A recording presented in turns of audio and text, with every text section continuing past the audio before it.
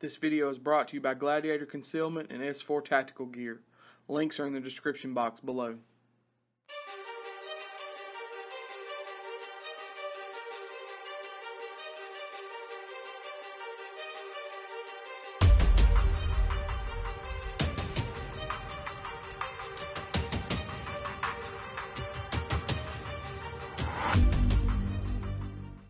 What's up, guys? It's Michael and Kyle with AKM Tactical. We appreciate y'all watching.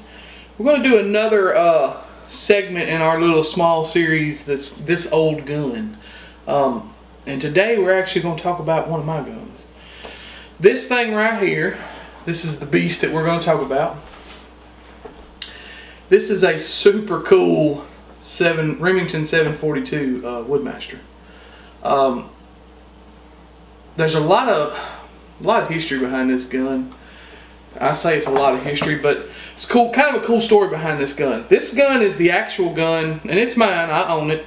But this was the gun. As soon as I was old enough to pick up a rifle and hunt with it, I hunted with this. As soon as I was, as soon as I was big enough, which for me, because I've always been a big dude, was like 10. You know, I was big enough to hunt with a 308. My kids shoot a 308. I hunted with a 30-30 for a little while, but not long, because I was a big dude. I was a big kid, and I grew up tall and big, and I could handle it. But so this is the gun that I've actually deer hunted with since I was a very small child. And my dad, it was his gun. You know, it was one of them things where we would go and get ready to go hunting, and he would go grab a rifle for me to use, and this was it. But it had a really cool old Weaver wide view scope on it, and probably similar to my Redfield. Yeah, probably a lot like your Redfield. You know, it's one of those scopes you can't even get them anymore. Yeah, and the rear part of it was square like a TV screen. Yeah, and those are really cool. It still to this day, it's a very clear scope. My dad was like, you gotta know my dad. My dad's one of them people's like, hey, if you ain't using it no more, I want that back. You know? So I bought a, I didn't want to spend a lot of money on a scope. I wanted something that was going to be okay, that I wasn't going to have to spend a ton of money on. And a guy that I work with recommended a Nico Sterling. And evidently some rifles that come out now come standard with a Nico Sterling. Really? And I think that scope was like $100. It was a real cheap scope, super clear glass for the money. It is clear for the money, for sure. For the money, it's very clear glass, and I've been happy with it. I had to go buy some different mounts for it, and it was all new to me, man, because I wasn't used to this. I was used to mounting everything on 1913, you know. So this was all new to me. But I went to, I think, McKinney's and bought a set of mounts for it, and you know, it's been fine. I need to get a little bit taller mounts, but other than that, it's been good. Just for where your cheek position is? For a cheek position, and just because this is so close to the barrel, the head, this end of it is so close to the barrel, I need to get a little bit taller scope mounts. But the sling that was on it when I was a kid was an old leather military style sling. I bought this sling years ago and put on it. You know, it works fine. But the really cool thing about this gun, if you know anything about 742s, they're long.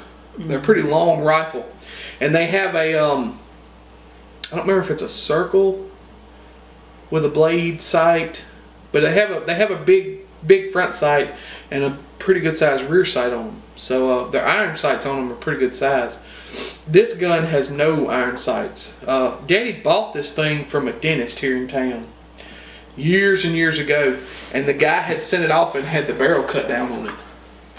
So you see how short this rifle is. I mean, this thing is super short and compact, and it is so much fun for just going hunting. Like if you were into running dogs, this would be it.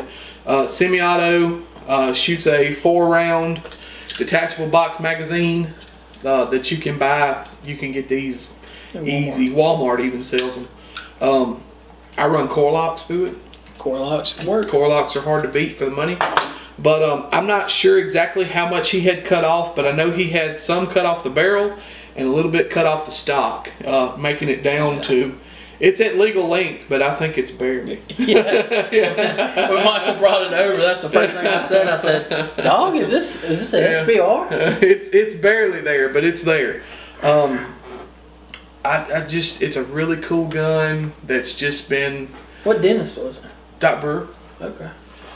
Doc Brewer is one of them guys, and this is where we get into the old stories. Doc Brewer is one of them guys where you go see him if you need a tooth pulled, because he'll pull any tooth that you have in your head. But just be prepared for the fact that it's probably going to hurt. He'll pull any tooth in your head for about $75, you know. But cool. Man, it's some pain when he did it. He's not a dentist. He's not practicing anymore. But is he alive? He's still alive. Yeah, he's still alive. But you'll see him and he's still in scrubs. Like, dude, you don't even much dentist anymore. But this rifle's really cool. The wood furniture on it is very pretty. Typical of that time. Typical of that time. My forend is starting to split a little bit here. I'm either going to have to try to epoxy that or replace it. I don't know if I'm going to be able to replace it, but I don't want to put any. I want to put wood back on it. But the gun is super reliable and super accurate. It's really cool because it's short. You can just kind of take it wherever, you know, no problems there. If you're sitting in a ground blind and stuff, it's easy to maneuver in and out of the blind. And guys, where we're from, we grew up running dogs. Yep. And so that carbine style, yep, you know, rifle was popular, and it really made it easy.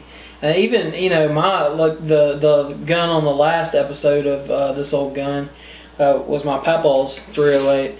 And it was easy to maneuver too. It was, you know, it was considered it was marketed as a carbine. Yep. So, you know, it just made it easy to maneuver, and you know, made running dogs easy too. And the thing about this gun is this is back when Remington was the stuff. Yeah. Yeah. And it shows. I mean, this gun. I don't know how old this gun is, but it is still reliable. It doesn't get cleaned. It gets a little oil in it every once in a while. This gun has probably not been broken down and cleaned ever.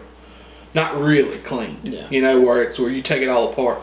Because these guns weren't meant to take apart and clean necessarily. I mean, you just put a little oil in them and they keep on going. This gun is no exception. It has been through the brush and been in and out and just, you know, rolled around in a truck and it just keeps on going. It will beat you to death if you ain't careful. It kicks. You know, the fact that it's a gas gun kind of helps with the recoil. Because a lot of the gas gets expelled out trying to push the bolt back, and it helps too that it has a huge pad on the back, butt pad on the back, but it can kick because it's so short, you know. You know, one of the first guns that I shot, one of the first rifles I shot was a 742. Yeah, it was my dad's 742. It was a 243. Yeah, 742s they're hard to beat. They really are. I actually have 2 of these. This one is the way that it is, but I actually have one it hasn't been cut down or anything. It's a regular standard 742, but it's in 30-06. And the cool thing about it, we'll do a video on it, but it was the rifle that my dad hunted with when he was a kid. Okay. So it's kind of cool. It's been around for a while. It's been around for a while. It was my grandpa's and that kind of thing. But yeah, guys, it's just one of those guns that I'm sure it's not worth much. And you can find them. You can find them. They're still available. My cousin had one in 30-06 that was a pump. Oh, those are cool. Yeah, those are cool. 742s came in a pump also, and you know, it's just one of those guns that I'm sure it's probably not worth a lot, but I wouldn't take anything for it. You know, the really cool thing behind it was we were getting ready to hunt, getting ready for deer season 4 or 5 years ago, and I was telling my dad I had kept it, I had used it. It was his rifle. I would come get it when it got close to hunting season. I would sight it in, make sure it was good to go, and I would hunt with it all year, and then I would take it back to him. And I said, Daddy, I think I'm gonna buy me a hunting rifle this year. You know, I think I'm gonna buy me something like a 700 or something like that. You know, and he said, why don't you just keep that 742 and keep your money? You know, and I was like, really? He said, yeah. He said, you've been hunting with that gun all your life. That's your gun. So I did, and that was pretty awesome. Just, you know. But I really love it. I wouldn't take anything for it. Killed a lot of deer with it, I'm sure. It's killed a lot of deer. Killed a lot of deer. Yep. So anyways, my dad killed a lot of deer with it before I came along. And that's the cool thing about it, guys. Like, these guns don't have to be the most tactical, the most practical. No. They just need to work, and we need to take care of them and keep passing them down, because they'll last. Absolutely. They'll last as long as you take care of them. Everything I learned about shooting a rifle, I learned on this rifle right here. Yep. So, anyways, you got anything you want to add to it? No, man. It's a good looking gun. Yeah, it's a pretty cool thing. Anyways, guys, we appreciate y'all watching. You know what to do. Like, share, subscribe. If you have any questions or comments, if you own a 742 that's kind of pimped out like this one, because you don't see a lot of them cut down like this. No. You know, leave it in the comment section below. You can always jump over to the Facebook page. We always get into a more in-depth conversation there. We will also provide links to all of our social media outlets and sponsors in the description box below. Anyways, guys, we appreciate y'all watching. Y'all be safe.